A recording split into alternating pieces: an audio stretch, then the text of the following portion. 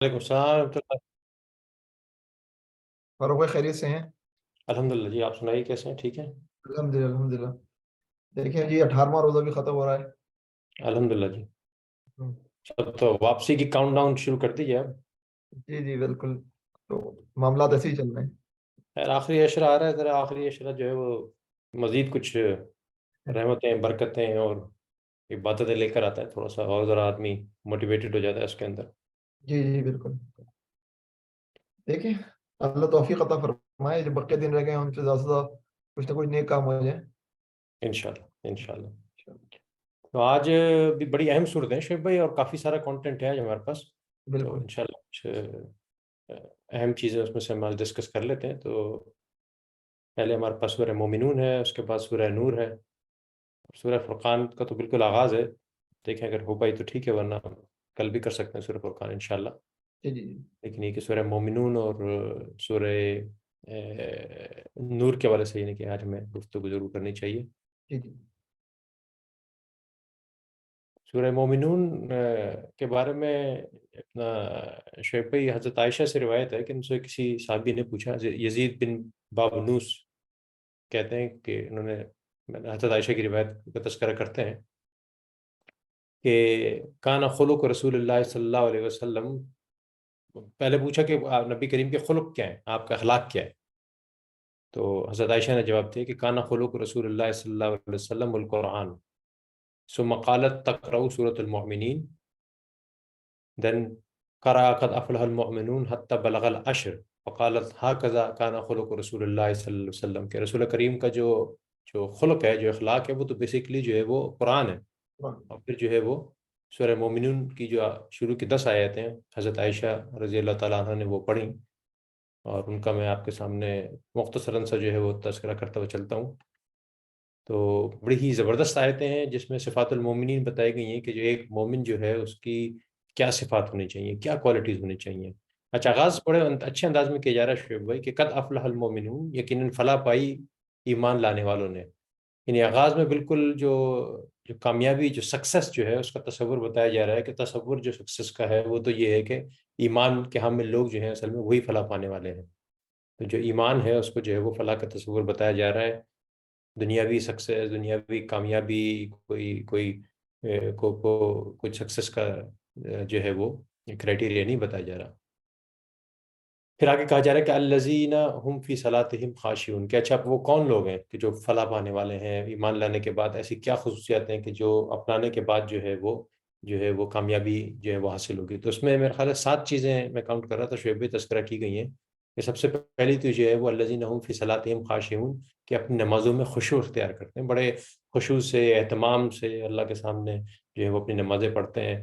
مارے باندھے کی ٹکرے مارنے والی نمازیں نہیں پڑھتے، بلکہ پوری اہتمام کے ساتھ جو ہے وہ نمازیں پڑھتے ہیں۔ پھر دوسری چیز کہی گئی شعیب بھائی والذین هم عن اللغو معرضون، کہ لغویات سے وہ دور رہتے ہیں۔ اچھا، یہ بہت ہی اہم ہے اور آج کے زمانے کا بہت بڑا چیلنج ہے یہ، ہم کئی دفعہ اس پہ پہلے بھی مختصراً بات کر چکے ہیں کہ لغو ہر وہ چیز ہے کہ جو بے مقصد ہو، جس کا کوئی فائدہ نہ ہو، اور جو کوئی آپ کو جو ہے پروڈکٹیوٹی نہ دے۔ تو بہت وسیع اس کے معنی ہیں، فضول کے کھیل تماشے، بیجا جو ہے وہ ٹیلی ویژن پہ ٹائم گزارنا، انٹرنیٹ پہ ٹائم گزارنا، واٹس ایپ پہ ٹائم گزارنا بے تحاشا، مطلب یہ کہ کسی نہ کسی لمٹ میں تو شاید یہ چیزیں بری نہیں ہیں، لیکن جب ان کو لمٹ سے آپ کراس کر جائیں، یعنی ویڈیو گیمز پورا دن کھیلتے رہنا، یا موویاں دیکھتے رہنا، یا ڈرامے دیکھتے رہنا، یا گانے سنتے رہنا، یا فضول محفلوں میں بیٹھ کے اپنا وقت ضائع کرنا، یہ سارے لغویات ہیں۔ اور جو مومن کی خصوصیت ہے کہ بس میں تو اس کے بعد ٹائم ہی نہیں ہے۔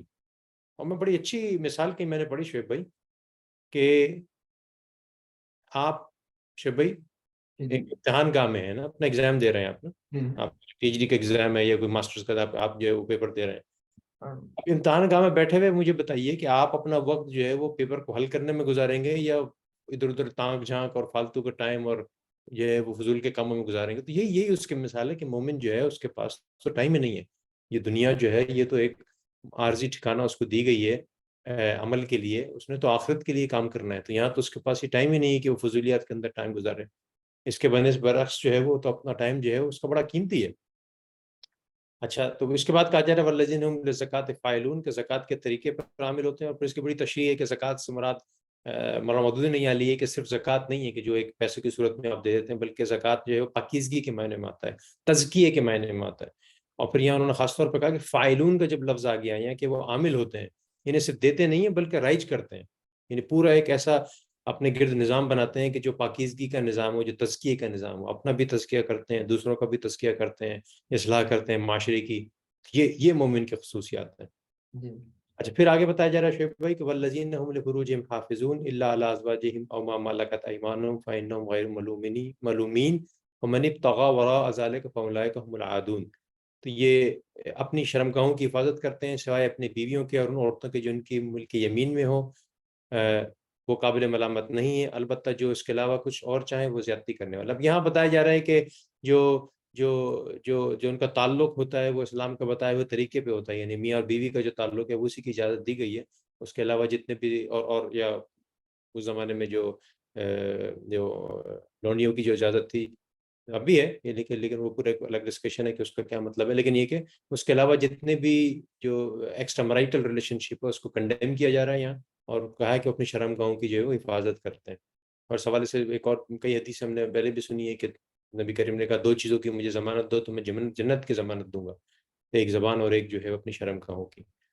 پھر بڑا اہم موضوع یہاں دوبارہ تذکرہ کیا جا رہا ہے جو قبل ہم پہلے بھی کئی دفعہ ڈسکس کر چکے ہیں، والذین هم لاماناتهم وعهدهم راعون، کہ اپنی امانتوں اور اپنے عہد و پیمان کا پاس رکھتے ہیں. یہ بڑی اہم چیز ہے کہ امانتوں کو بھی پورا کرنے والے ہیں، اور جو جو جو جو کنونٹس جو ہیں ان کے جو عہد ہیں، جو پیمان ہیں، جو ان کے جو جو جو پیکٹ جو کیے ہیں انہوں نے، اس کے بھی جو ہے وہ پورا پاس رکھنے والے ہیں. ہر چیز میں امانتوں میں ہر طرح کی امانتیں آتی ہیں. امانتیں صرف یہ نہیں کہ کسی سے آپ نے کو پیسے لے کے رکھ لیے تو اس کو پیسے آپ لوٹا دیتے ہیں، ہر طرح کی امانتیں، یعنی یہ زندگی بھی اللہ تعالیٰ کی امانت ہے جو ہمیں دی گئی ہے. اچھے طریقے سے گزارنا ہمارے پر ذمہ داری بنتی ہے، اور اچھے لوگوں کو جو ہے وہ اپنے معاشرے میں سلیکٹ کرنا، ان کو آگے حکمرانی کے منصب تک پہنچانا، یہ بھی آپ کی امانت ہے. ہر طرح کی امانت اور عہد جو ہے وہ اس کا پاس رکھتے ہیں یہ لوگ. اور پھر کہا جا رہا ہے کہ آخری چیز ہے والذین هم علی صلاتهم یحافظون، اور اپنی نمازوں کی حفاظت. شروع میں کہا گیا نمازوں خشوع سے ادا کرتے ہیں، اور یہاں کیا کہا جا رہا ہے حفاظت سے. یہاں مراد یہ کہ اپنے وقت پہ ادا کرتے ہیں، اپنی جگہ پہ ادا کرتے ہیں اہتمام کے ساتھ، اور پوری جو نماز کی جو ضروریات ہیں وہ ساری پوری کرتے ہیں. اور پھر کہا گیا کہ اولئک هم الوارثون، یہی لوگ ہیں جو وارث ہیں، الذین یرثون الفردوس هم فیہا خالدون، کہ جو میراث میں فردوس پائیں گے اور اس میں ہمیشہ رہیں گے. یعنی ان کا ٹھکانہ بتا دیا گیا کہ ان کا جو کامیابی شروع میں کہا گیا کامیاب ہیں، اور پھر آخر میں بتایا گیا کہ جنت فردوس میں ہمیشہ رہنے والے ہیں. تو اس سے جو ہے وہ اپنا سورہ مومنین کا جو ہے آغاز ہو رہا ہے اشرف بھائی، کہ مومن کی صفات سے، جس طرح میں نے بتایا کہ یہ 6 یا 7 صفات جو ہیں بتائی گئی ہیں. اور اس کے بعد پھر جو ہے بہت سارے ڈفرینٹ موضوعات، انسان کی تخلیق، اور پھر کچھ جو ہے وہ انبیاء کے قصے جو ہے صورت کے اندر جو آئے ہیں تفصیل کے ساتھ. تو آپ اس حوالے سے کچھ سورہ مومنین پہ کوئی پوائنٹ لے کے آئیں گے شعیب بھائی؟ جی سورۃ المومنون میں اس کے بعد جو ہے وہ کچھ انبیاء کے واقعات بھی ہیں نا. اور جو آپ نے آغاز میں بات کی نا قد افلح، یعنی کہ فلاح پانے والے، تو ابھی یہ نظر آئے گا کہ جتنے بھی انبیاء آئیں گے، انبیاء کی جو ٹیم ہے جو مستقل مختلف ادوار میں آتی رہے گی، اس کا قرآن میں سورۃ المومنون میں تذکرہ ہوگا. خصوصاً نوح علیہ السلام کا نام لے کر تذکرہ ہے، اور پھر حضرت موسیٰ علیہ السلام اور حضرت ہارون علیہ السلام کا نام لے کر تذکرہ ہے. اور درمیان میں انبیاء کے اندر ایک ہی چیز ہے، ایک سیپریٹ ایک فارمولہ ہے. ایسا لگتا ہے وہ فارمولہ چل رہا ہے، اور انسان جو ہے وہ یہ فارمولہ یہ ہے، نبی آئے گا، نبی اپنی دعوت دے گا، قوم اس کو جھٹلائے گی، قوم جھٹلاتی رہے گی، الزامات ایک جیسے ہیں، ہم جیسے انسان ہیں، ان کو ہم ان کی بات کیوں مانیں، ان کو اپنے پر مسلط کیوں کریں. یہاں تک کہ نبی جو ہے وہ اپنے رب سے بولے گا اے اللہ آپ کی نصرت چاہیے، انہوں نے تو ہمیں جھٹلا دیا ہے. پھر اللہ کی نصرت آئے گی، اور پھر وہ قوم جو ہے وہ ختم ہو جائے گی. یہ وہ فارمولہ ہے جو کہ ہم دیکھتے ہیں حضرت موسیٰ علیہ السلام تک اقوام کے ساتھ چلتا رہا. اور جو ہے وہ یہاں تک کہ حضرت موسیٰ علیہ السلام حضرت ہارون علیہ السلام کے مقابلے میں جو قوم آئی، اس کا جو ملٹری سائڈ تھی اس کو اللہ تعالیٰ نے تباہ کیا. یعنی کہ فرعون اور اس کی قوم جو لڑنے کے لیے نکلی اس کو تباہ کیا. اور اس کے بعد جو ہے وہ سلسلہ نظر یہ آتا ہے کہ جو ہے وہ اللہ تعالیٰ نے جو ہے وہ جو معاملات رکھے ہیں اس کے اندر پہلے تو ایسا ہوتا تھا کہ جو ہے نا وہ ایک ایک رسول آتا تھا، لیکن بنی اسرائیل کے تناظر میں پھر ایک مستقل ایک قوم رہی انبیاء کی شکل میں، تاکہ وہ جو ہے وہ اس کی اصلاح ہو جائے اور وہ انبیاء اس کی اصلاح کرتے رہے، اور وہ قوم جو ہے وہ دنیا کی اصلاح جو ہے کے لیے جو ہے وہ ایک رول ماڈل بن جائے. یہاں تک کہ بنی اسرائیل نے اپنا رول ضائع کیا عیسیٰ ابن مریم رضی اللہ تعالیٰ علیہ الصلوۃ والسلام کے بعد. یہ آخری سلسلہ تھا، اور اس کے بعد نبی کریم صلی اللہ علیہ وسلم تشریف لے کر آ گئے. اچھا، حضرت نوح علیہ السلام کا تذکرہ خاصی طویل اس میں نا خاصا لمبا ہے، اور اس کے اندر جو ہے وہ حضرت عیسیٰ علیہ السلام کی مدت کو تو نہیں بیان کیا گیا، لیکن جب آخری رکوع آتا ہے اس صورت کا، تو وہاں پر ایک بڑی دلچسپ بات آتی ہے. وہ یہ بات آتی ہے کہ اللہ تعالیٰ جو ہے وہ ان کفار سے پوچھیں گے کہ جو ہے وہ کتنے عرصے رہے، کتنے عرصے رہے، جو تم بڑی بات کرتے ہو، تمہارے لیے بڑی اسٹیکس تھی، تو تم یہ قال کم لبثتم فی الارض عدد سنین، کتنے عرصے رہے، بتاؤ تو ذرا کتنے سال رہے. قالوا لبثنا یوما او بعض یوم، تو وہ کہیں گے دن یا دن کا کچھ حصہ. یہ وہ چیز ہے جس کے اندر جو ہے اگر اللہ تعالیٰ کی اطاعت کر لی جاتی، انبیاء کی بات مان لی جاتی، تو جو ہے وہ جنت الفردوس مقدر بن سکتی تھی. لیکن یہ تسلیم نہیں کیا گیا. یہ ہم جیسے انسانوں کی بات کو کیوں تسلیم کر لیا جائے؟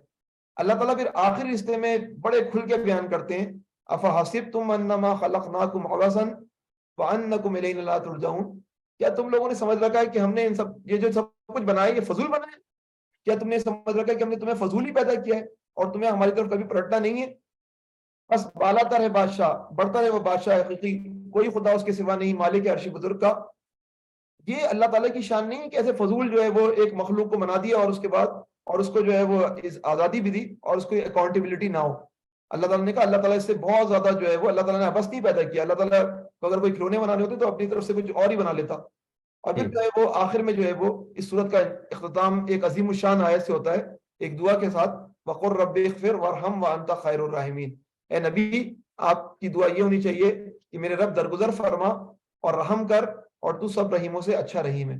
اس طرح سورۃ المومنون ختم ہوتی ہے. فاروق بھائی، جی اس کے جی بعد جی سورۃ النور ہے، اور سورۃ النور کے اندر جو آپ نے بات کی تھی نا تزکیے کے طریقے پر فائل ہوتے ہیں، جی جی سورۃ النور کے اندر جو ہے مسلم معاشرے کی پاکیزگی کے حوالے سے یہ احکامات ہیں. بالکل بالکل بالکل. جی، سورہ نور بڑی اہم صورت ہے شعیب بھائی، اور یعنی یہ دو صورتیں سورہ احزاب اور سورہ نور جو ہیں، اس طرح آپ نے کہا نا کہ یہ احکامات کے حوالے سے بڑی اہم ہے، جس میں معاشرے کے جو سوسائٹی کے اندر جو خاص طور پہ ہمارے یعنی مرد و عورت کے تعلق اور خواتین اور ازدواجی زندگی کے حوالے سے جتنے بھی جو معاملات ہیں وہ سارے ان دو صورتوں کے اندر جو ہے وہ تذکرہ کیے گئے ہیں. اچھا، سورہ نور کے حوالے سے تھوڑا سا میں چاہوں گا شعیب بھائی آپ کے سامنے، پھر دوبارہ ہم سامعین کو نبی کریم کے زمانے لے جائیں کہ جب یہ صورتیں نازل ہوئی ہیں. تو اب صورتحال یہ ہے کہ جو سورہ نور جو ہے یہ مدنی صورت ہے، اور اس کے بارے میں آتا ہے کہ چھٹی ہجرت کے چھٹے سال یہ نازل ہوئی، اور غالباً غزوہ احزاب کے بعد یہ نازل ہوئی ہے. تو اب اس وقت معاملہ یہ ہو چکا تھا کہ اب قریش جو ہیں بالکل اپنی منہ کی کھا چکے تھے، یعنی کہ نا وہ 2 جنگوں میں ہار چکے تھے، اور خندق بھی ہو چکا تھا، یعنی 10,000 کا لشکر بھی لے کے آ چکے تھے. یعنی وہ جتنی بھی کوششیں تھیں ان کی اب وہ برابر ہو نہیں رہی تھیں، یعنی ایک طریقے سے یعنی کہ وہ تو ڈیفیٹ کا شکار ہو چکے تھے، اور الحمدللہ جو ہے وہ ایک بڑھتی ہوئی مدینہ کے اندر اسلامی ریاست جو ہے وہ پھل پھول رہی تھی. تو اب دیکھا یہ گیا ہے کہ شعیب بھائی جب کامیابی حاصل ہو رہی ہو نا، تو پھر سب سے بڑا مشکل جو پیدا کرتے ہیں نا وہ اندر کے لوگ کرتے ہیں جو منافقین تھے. تو اب قریش کا بھی فوکس یہ ہو گیا تھا کہ بھئی ان منافقین کے ذریعے اب سازشیں کروائی جائیں کہ جو اندر کے غدار ہوتے ہیں، کہ جو خود جو ہے وہ آپ کی جو ہے وہ دیوار کو کھوکھلی کر دیتے ہیں، تو ان کے ذریعے سے جو ہے وہ انہوں نے حملے کروانے کی کوشش کی، اور حملے بھی ایسے کہ اب وہ ذاتیات پہ یعنی کہ وہ آ چکے تھے. یعنی آپ جو ہے وہ جب انہوں نے میدان میں جنگ ہار لی، تو اب وہ انہوں نے جو ہے وہ بالکل ہی گریوی قسم کی جو حرکتیں جو ہے وہ شروع کر دیں. اچھا، عبداللہ ابن ابی کا جو ہے وہ تذکرہ جو ہے وہ آپ تمام سامعین جو ہے وہ جانتے ہوں گے کہ منافقین کا سردار تھا، اور اس کی ہر زمانے میں کوشش رہی کہ وہ کسی طرح جو ہے وہ اسلام کو جو ہے وہ نبی کریم کو جو ہے وہ نیچا کر کے دکھایا. اس کے ساتھ معاملہ یہ تھا کہ نبی کریم کے آنے سے پہلے اس سے وعدہ کیا تھا کہ بھئی تم ہمارے، اوس اور خزرج نے کہا تھا کہ تم ہمارے بادشاہ بنو گے. تو اس کا تو سارا ملیہ میٹ ہو گیا تھا پلان. نبی کریم کے آنے کے بعد جو ہے وہ اوس خزرج اور سارا مدینہ جو ہے وہ نبی کریم کا بازگار ہو چکا تھا، باز گزار ہو چکا تھا، اور جو ہے وہ اس کی جو بھی اپنی چودراہٹ تھی وہ ختم ہوتی نظر آ رہی. تو وہ طرح طرح کی سازشیں کرتا تھا. تو یہ جو ساری صورت نازل ہوئی ہے اپنا شعیب بھائی، یہ ایک غزوے کے بعد نازل ہوئی ہے. وہ کیا نام تھا اس غزوے کا شعیب بھائی؟ غزوہ بنو مصطلق. بالکل. تو اس غزوے کے بعد یہ پوری صورت نازل ہوئی ہے. تو اس غزوے میں بھی اس نے بڑی اچھا، غزوے میں تو یعنی یہ ایک قبیلہ تھا جو موجودہ جدہ اور راغب کے درمیان جو ریڈ کوسٹ جو ہے وہاں آباد تھے یہ لوگ. تو بہرحال انہوں نے چڑھائی کرنے کی کوشش کی تھی، نبی کریم کو خبر ملی تو آپ سلم بجائے کہ وہ حملہ کرتے پہلے ان کے وہ پہنچ گئے. اور یعنی کہ یہ مارکا تو بڑے آرام سے حل ہو گیا کہ وہ ان کو جو ہے وہ یرغمال بنا لیا گیا اور وہ ہتھیار ڈال دیے ان لوگوں نے. اور لیکن اس سارے مارکے میں جو عبداللہ ابن ابی جو تھے، انہوں نے یہ کیا کارروائی کی کہ وہاں کوشش کی کہ وہاں بھی جو ہے کس طرح مسلمانوں میں جو ہے وہ لڑائی ہو جائے. وہ یعنی ایک انصاری اور ایک مہاجر کے درمیان جو ہے کنویں کے اوپر کچھ لڑائی ہوئی تو اس کا انہوں نے بھرپور فائدہ اٹھا کر خوب آگ لگائی کہ یہ کہاں سے آ گئے مہاجرین اور ہم انصاروں پہ کس طرح حکم چلا رہے ہیں. اچھا، پھر اس غزوے کے بعد میں جب جو لشکر واپس آیا تو ہوا یہ کہ حضرت عائشہ رضی اللہ تعالیٰ عنہ جو آپ وسلم کے ساتھ اس غزوے میں گئی تھی، تو جب نبی کریم نے کوچ کا حکم دیا بہت ارلی مارننگ میں میرا خیال ہے، تو یہ شاید کچھ جو ہے وہ اپنی ضروریات پوری کرنے کے لیے جو ہے وہ تھوڑا سا قافلے سے دور چلی گئی تھی کسی وقت. تو جب واپس آئیں تو دیکھا قافلہ جا چکا ہے. یہ جو ہار جو ہے نا، ہار جی وہ جی ٹوٹ گیا تھا اور وہ ہار کو کلیکٹ کر رہی تھی اور ہلکی سی تھی تو ان کا ہودہ جو اٹھا کر وہ لے گئے اور وہ سمجھ رہے ہیں عائشہ اس کے اندر بیٹھی ہوئی ہیں. بالکل بالکل بالکل. تو وہ جب واپس آئیں تو ہار ان کا پاس نہیں تھا، تو ہار لینے گئی تو واپسی پہ یہ قافلہ جا چکا تھا. تو اب یہ انہوں نے کہا کہ چلو میں اب یہی انتظار کرتی ہوں کہ یقیناً جب انہیں احساس ہوگا کہ وہ میں نہیں ہوں اس ڈولی کے اندر جو لے کے جاتے تھے، تو واپس آ کے لے کے جائیں گے. تو یہ ان کی آنکھ لگ گئی، سو گئی. اچھا، ایک صحابی جو تھے وہ ان کے بارے میں دو باتیں آتی ہیں کہ وہ مطلب خیر جو غالب تفسیروں نے لکھا یہ ہے کہ ان کی ڈیوٹی تھی کہ وہ لشکر کے اینڈ میں جو ہے وہ دیکھتے تھے کہ بھئی جو ہے وہ سارا سامان وامان جو ہے کوئی رہ تو نہیں گیا اور سب لوگ چلے گئے. تو وہ جب چیک کرتے ہوئے آئے تو دیکھا کہ حضرت عائشہ رضی اللہ تعالیٰ جو ہے وہ سو رہی ہیں. تو وہ یعنی کہ حجاب کے حکم آنے سے پہلے انہوں نے یقیناً حضرت عائشہ کو دیکھا ہوگا، عمر بھی کم تھی ان کی. تو وہ پہچان گئے، تو انہوں نے فوراً جو ہے وہ ان للہ و انا الیہ راجعون کہا اور اپنا جو ہے اونٹ سامنے پیش کر دیا اور حضرت عائشہ سے کہا کہ آپ اس اونٹ پہ بیٹھیے. اور وہ حضرت عائشہ کو لے کر جو ہے وہ قافلے میں شامل ہو گئے. تو جس طرح میں نے کہا کہ عبداللہ ابن ابی جو تھے وہ تو جناب تلاش میں تھے کہ کوئی موقع ملے ان کو جو ہے وہ پروپیگنڈا کرنے کے اور کوئی جو ہے وہ افطرا پرزادیاں کرنے کی. تو ان کو تو موقع مل گیا کہ لو جی نعوذ باللہ ان کی تو جو بیگم صاحبہ ہیں وہی دیکھو کہاں آ رہی ہیں یہ وغیرہ وغیرہ. تو انہوں نے بڑے بہنگم قسم کے جو ہے وہ الزامات جو ہے وہ حضرت عائشہ پہ لگائے اور بالکل یعنی کہ اخلاق سے گرے ہوئے قسم کے الزام جو ہوتے ہیں. اور بہرحال اس کا نتیجہ یہ ہوا کہ ہوتا یہ ہے کہ پھر بہت سے اچھے لوگ بھی اس میں بہہ جاتے ہیں بہتان کے اندر. تو منافقین تو خیر تھے ہی اسی آس میں، اور کچھ اہل ایمان بھی انفارچونیٹلی جو ہے وہ اس پروپیگنڈا میں ان کا شکار ہو گئے. اور اس طرح جو ہے وہ پھر ایک کافی دن گزرے اور بڑی یعنی کہ کربناک وقت جو ہے وہ حضرت عائشہ پہ خود نبی کریم صلی اللہ علیہ وسلم پہ گزرا کہ جس دوران جو ہے وہ یعنی کہ ان کے اپنے لوگ بھی انگلیاں اٹھا کے دیکھ رہے ہیں اور منافقین بھرپور پروپیگنڈا کر رہے ہیں. تو پھر یہ جو سورہ نور جو ہے وہ اپنا شعیب بھائی نازل ہوئی اور جس میں حضرت عائشہ کی جو ہے وہ سچائی اور معصومیت کا بھی جو ہے قرآن نے اقرار کیا. اور جو ہے وہ پھر جو بہتان لگانے والے جو تھے یہ وہ ان کے بہتان کا جو ہے وہ بھی تذکرہ کیا کہ یہ سراسر جو ہے وہ جھوٹ پر مبنی جو ہے وہ گھڑی ہوئی سازش ہے کہ جس کا نہ کوئی سر ہے نہ کوئی پیر ہے. تو یہ اس کا تھوڑا سا بیک گراؤنڈ ہے اس صورت کا. اور اسی اور اس میں ایک اور بات بھی ہے فاروق بھائی کہ اللہ تعالیٰ نے یہ بات کی کہ اس کو برا نہ سمجھو، یہ تمہارے لیے بہتر ہے. اس کے اندر یہ بھی پہلو ہے کہ اللہ تعالیٰ نے 1 مہینے تک انتظار کروایا، 1 مہینے تک الزامات کو لگواتے رہے. یعنی کہ اللہ تعالیٰ نے کہا کہ چیک کرا کہ کون کون کس کے اندر کیا کیا خامیاں ہیں. پھر 1 مہینے کے بعد جا کر جو ہے جب معاملہ کریٹیکل مومنٹ پہ آیا انتہائی زیادہ، اس مرحلے پہ اللہ تعالیٰ نے جو ہے وہ حضرت عائشہ کی برات نازل کی. اس سے آپ اندازہ کر سکتے ہیں کہ اللہ تعالیٰ چاہتے تو پہلے دن ہی کر دیتے، نیپ ان دا برڈ جس کو کہتے ہیں نا، وہ بھی ہو سکتا تھا. لیکن آپ نے اللہ تعالیٰ نے 1 مہینے انتظار کرا کر جو ہے اس معاملے کو حل کیا.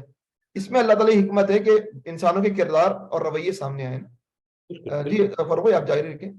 کردار اور رویے سامنے آئے، پھر اسی دیکھیں نا اسی مثال کو سامنے رکھتے ہوئے تو پھر پوری صورت نازل ہوئی اور پورے آئلی قوانین جو ہے مسلمانوں کے سامنے رکھ دیے گئے کہ کس طرح جو ہے وہ سورہ مومنین میں بھی یہ بات کر چکے ہیں ہم بریفلی کہ جو تعلق ہے وہ جو ہے میرٹل ریلیشن شپ جو ہے وہ شادی شدہ جو تعلق ہے یہی وہ واحد تعلق ہے جس کی اسلام نے اجازت دی ہے. اس کے علاوہ ہر طرح کے تعلق کو جو ہے وہ کنڈیم کیا گیا ہے. تو اور پھر یہاں باقاعدہ اس کو جو ہے وہ ایک جو کرمنل لا کے طور پہ جو ہے وہ پیش کر دیا گیا کہ کوئی بھی اگر جو ہے وہ شادی کے علاوہ تعلق رکھے گا اور تو اس کو کس طرح کی سزا دی جائے گی، کوڑوں کی صورت میں 100 کوڑے جو ہے وہ دیے جائیں گے. اور پھر مزید اگر غیر شادی شدہ ہو. غیر شادی شدہ، اور شادی شدہ کا پھر وہ جو بھی ہے کہ سنسار کرنے کے حوالے سے جو حدیثوں سے جو ہے پھر روایت آتی ہے. پھر صرف یہ کہا گیا بلکہ کہا گیا کہ پاک دامن عورتوں پر تہمت لگانے کی سزا بھی ہوئی، کیونکہ دیکھیں نا یہاں کس طرح ایک آدمی نے اٹھا کے تہمت لگا دی، منہ اٹھایا اور الزام لگا دیا، تو اس کی بھی سزا کہی گئی. ایسا کوئی کرے گا تو 80 کوڑے اس کو بھی مارے جائیں گے کہ بغیر 4 گواہ لا کے کوئی ایسا بغیر 4 گواہ لا کے کوئی منہ اٹھائے کسی پہ الزام لگا دے تو جو ہے وہ یہ بھی اس کی بھی کوئی حقیقت نہیں ہے، اور اس کو جو ہے وہ اس کو بھی کنڈیم کیا گیا. اور پھر مزید جو ہے وہ بہت سارے اور بھی اس میں آئلی قوانین جو ہے وہ اس کے اندر حضرت عائشہ پہ خود جس طرح میں نے کہا کہ تبصرہ کیا گیا، ان کی جو ہے وہ بے گناہی کو جو ہے وہ اس میں بتایا گیا. اچھا اس میں ایک چیز اور بھی آئی ہے شیخ بھائی، دیکھا ہوگا آپ نے کہ جو ہے وہ حضرت ابو بکر جو حضرت عائشہ کے والد تھے وہ شدید پریشان، ان کی بیٹی پہ الزام اس طرح کا، وہ بھی شدید کرب میں، تو وہ ایک خاندان کی جو ہے وہ کفالت کرتے تھے.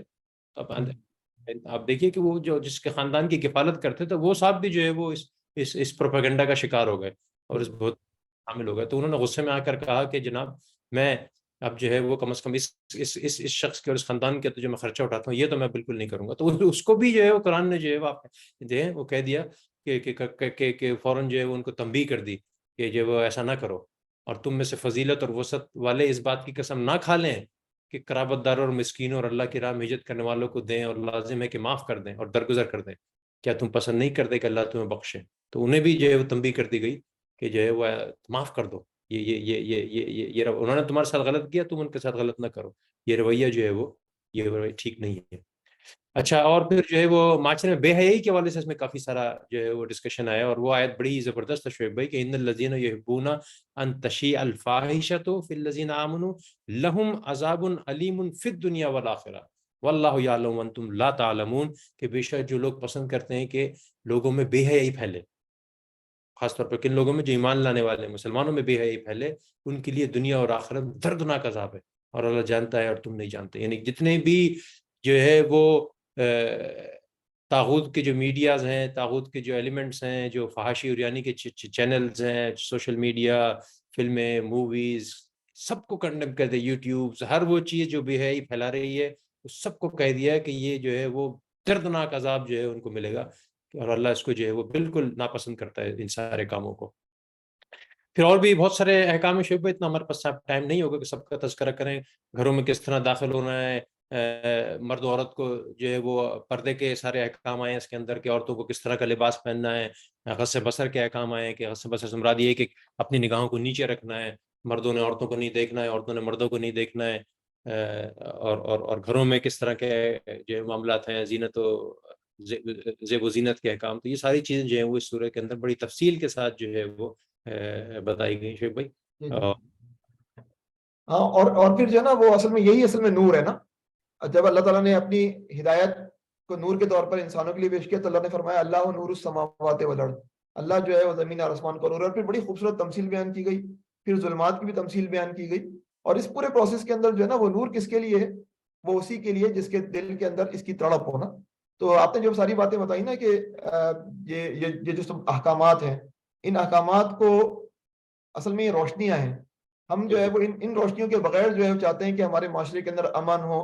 اب آپ دیکھیں نا، آپ اس کے متعلق کہہ رہے ہیں کہ ایسے لڑکے اور لڑکی کے تعلقات کے لیے آپ کہتے ہیں کہ جو ہے نا یہ حرام ہے، اور جو ہے وہ اس کے لیے 100 کوڑے کی سزا ہے، یا پھر جو ہے وہ سنسار کی سزا ہے. لیکن اللہ تعالیٰ صرف یہ نہیں کرتے، اللہ تعالیٰ چاہتے ہیں کہ سسٹم ایسا بنے کہ جس کے اندر فحاشی پھیلی ہوئی نہ ہو، ایسے ماحول نہ بنے کہ جس کے اندر جو ہے نا وہ یہ چیز جو ہے نا موقع ہی نہ آئے ان چیزوں کا. جی بالکل. تو پھر اگر کوئی کرے تو پھر اس کو سزا بھی ملتی ہوئی اچھی لگے. لیکن اگر ہر طرف کالج کے اندر ہر کام الٹا ہو رہا ہے، سامنے ہورڈنگ پہ دیکھے تو وہاں پر بے حیا تصویر ہے، ٹی وی دیکھے تو وہاں ایک مسئلہ ہے، اپنے اطراف میں دیکھے تو ہر ایک کے اپنے گروپس اور کپل بنے ہوئے ہیں، اور اس کے بعد ہم کہیں کہ جو ہے نا 100 کوڑوں کی سزا. تو اللہ تعالیٰ پورا نظام بنانا چاہتا ہے، اور یہی اللہ کا نور ہے. اور یہ جو دوسرے جو سسٹم ہیں بڑے ظاہر بڑے خوبصورت نظر آتے ہیں، لیکن اندر سے بالکل یہ جو ہے وہ اندھیر نگری ہیں. اس کے اندر خوشیاں نہیں ہیں، شروع میں کچھ خوشی ہوتی ہے اور آخر میں غم ہی غم ہے. یہ جو ہے وہ اچھا پھر اس کے آخر میں نا سورہ نور کے آخر میں اللہ تعالیٰ نے کچھ احکامات دیے ہیں. آپ نے کچھ احکامات بتا دیے ہیں, لیکن اس کے اندر ایک اور بات جو ہے وہ یہ بتائیے کہ ادب کہ مسلمانوں کے اجتماعیت کے اندر ہونا چاہیے کہ اللہ تعالیٰ نے فرمایا کہ اجتماعی کام کے اندر جب بیٹھے ہو تو ایسا نہیں ہو کہ جو ہے چپکے سے الگ ہو جاؤ, بلکہ کرنا یہ ہے کہ تم اپنا اختیار نہیں رکھتے, تمہیں نبی کریم صلی اللہ علیہ وسلم سے اجازت لینی ہوگی. اور نبی کریم صلی اللہ علیہ وسلم کو اختیار دیا گیا کہ آپ چاہیں تو اجازت دیں اور چاہیں تو اجازت نہ دیں, اور اجازت دیں بھی تو استغفار کریں ان کے لیے. تو بنیادی طور پہ ایشو جو ہے وہ یہ ہے کہ ایک اجتماعیت کے بڑے فیصلے ہو رہے ہیں اور اس کے اندر جو ہے لوگ غیر ذمہ داری کا مظاہرہ کریں اور لوگ سمجھیں کہ ہم جو ہے وہ آزاد ہیں, ہم چاہیں تو کسی وقت بھی اٹھ کر چلے جائیں. نہیں, یہ پوری اجتماعیت ہے, مسلم اسٹیٹ ہے, اور مسلم اسٹیٹ کے بانی اور مؤسس نبی کریم صلی اللہ علیہ وسلم ہے. ان کا ادب اور احترام واجب ہے, اگر جانا ہے تو ان سے پوچھ کر جاؤ, اور جو ہے اگر وہ اجازت نہ دیں تو بیٹھے رہو. یہ وہ ساری باتیں ہیں جو کہ بڑی اہم ہیں, اور اس کی بنیاد پر جو ہے وہ ہماری جو ہے کمپوزیشن بنتا ہے, ہماری آرگنائزیشن جو ہے وہ تشکیل پاتی ہے. اور نبی کریم صلی اللہ علیہ وسلم کے بعد جو لوگ نبی کریم صلی اللہ علیہ وسلم کی کام کا ذمہ داری اٹھائیں گے, ان کے بھی کم از کم کچھ, ایسا نہیں کہ بالکل ویسے ہی ایبسلوٹ حقوق ہوں گے جو نبی کریم صلی اللہ علیہ وسلم کے ہیں, لیکن ان کو بھی عزت اور احترام دیا جائے گا, ان کو بھی بتایا جائے گا کہ ہمارے یہ مسائل ہیں, چنانچہ آج ہم اس تشخیص میں نہیں بیٹھ سکتے اور ہمیں جانا ہے, اور اس طرح کی تمام چیزیں جو ہے وہ ہمیں مد نظر رکھنی چاہیے. تو یہ جو ہے وہ سورۃ النور کے اندر باتیں تھیں. اور پھر ہم سورۃ الفرقان پہ آئے تھے. سورۃ الفرقان کے اندر جو ہے نا وہ بس ایک ٹکڑے کو ہم لیں گے اور اس کے اندر جو ہے اس کی وضاحت کرنے کی کوشش کریں گے. قرآن حکیم میں کے متعلق جب ان کو سمجھ میں نہیں آ رہا تھا کہ کیا جواب دیں, قرآن کی طاقت کا مقابلہ تو کر نہیں پا رہے تھے, تو قرآن کو ڈسکریڈٹ کرنے کے لیے انہوں نے یہ کہنا شروع کیا کہ نبی کریم صلی اللہ علیہ وسلم اصل میں اس کو کٹ کاپی پیسٹ, آج کی جو زبان ہے نا کٹ کاپی پیسٹ, وہ جو ہے کٹ کاپی پیسٹ کرتے ہیں. اچھا کٹ کاپی پیسٹ آج کے دور کے لوگ بھی الزام لگاتے ہیں, لیکن آج کے دور کے لوگ جو الزام لگاتے ہیں وہ کہتے ہیں کہ جب بچپن میں آپ نے ٹریول کیا تھا تو ایک جو ہے وہ عیسائی مونک سے ملاقات ہوئی تھی, اس زمان میں آپ نے سیکھ لیا تھا, 40 سال کی عمر میں آپ نے وہ سیکھی ہوئی چیزیں پروڈیوس کر دی. اچھا ہم بھی ہنستے ہیں یہ 12 سال اور 40 سال کی عمر والی جو کہانیاں جو ہیں یہ لوگ, لیکن اس زمانے کے لوگوں نے کبھی یہ الزام نہیں لگایا کہ وہ والے مونک سے ملاقات کی تھی اس سے سیکھا تھا. اس زمانے میں جو ہے نا کچھ جو ہے وہ غلام تھے جو کہ آزاد کر دیے گئے تھے, اور وہ اہل کتاب میں سے تھے. تو وہ جو غلام تھے تو ان کے متعلق الزام تھا کہ یہ نبی کریم صلی اللہ علیہ وسلم ان سے ملاقات کرتے ہیں, ان سے سیکھتے ہیں, اور پھر جو ہے وہ قرآن کو لکھ کر ہمارے سامنے پیش کرتے ہیں, قرآن اللہ نے نازل کیا ہے. تو اللہ تعالیٰ نے اس کو پورا دھتکار دیا اس الزام پہ اور کہا کہ یہ کوئی بات ہے, بڑا ظلم اور سخت جھوٹ ہے جس پر یہ لوگ اتر آئے, اور پھر کوئی جواب نہیں دیا. سید مودودی نے اس آیت کی تشریح میں بہترین کلام کیا ہے. آپ یقین جانیں کہ میں نے دیگر تفاسیر بھی دیکھی ہیں, لیکن اس تفسیر کے اس حصے میں مولانا نے جس طرح کے دلائل دیے ہیں, مولانا کا صاحب ایک کام کر لیتے, ان کو پتا ہے کہ اس وقت نبی کریم صلی اللہ علیہ وسلم ان غلاموں کے پاس ہیں, ان آزاد کردہ غلاموں کے پاس ہیں, ایک چھاپا مارتے, دستاویز حاصل کرتے, ایکسپوز کر دیتے رسول اللہ صلی اللہ علیہ وسلم اور ان کے ساتھیوں کو کہ دیکھو یہ سارا کا سارا جو ہے وہ کھیل جاری تھا, لیکن ایسا تو کچھ بھی نہیں ہوا.